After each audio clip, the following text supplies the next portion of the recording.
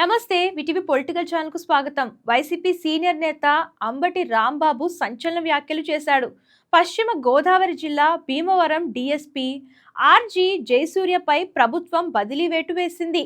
సెటిల్మెంట్లో తలదూర్చుతున్నారన్న ఆరోపణలపై బాధితులు నేరుగా డిప్యూటీ సీఎం పవన్ కళ్యాణ్ కు ఫిర్యాదు చేయడంతో ఈ చర్యలు తీసుకున్నారు. దీనిపై వైసీపీ నేత అంబటి రాంబాబు స్పందించారు.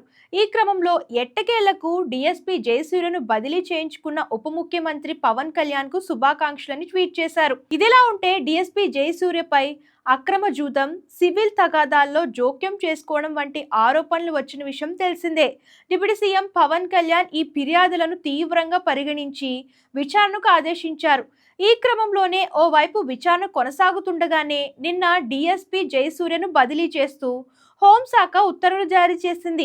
ఆయన స్థానంలో కొత్త డీఎస్పీగా రఘువీర్ విష్ణును నియమించిన విషయం తెలిసిందే. సో ఇంతకీ ఈ ఏపీలో జరిగిన డీఎస్పీ బదిలీలు ఏమనిపిస్తుంది, దీని గురించి కామెంట్ చేయండి.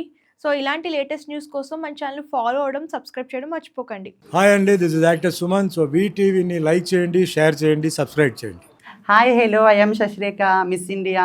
సో వీటీవీని లైక్ చేయండి, సబ్స్క్రైబ్ చేయండి, షేర్ చేయండి.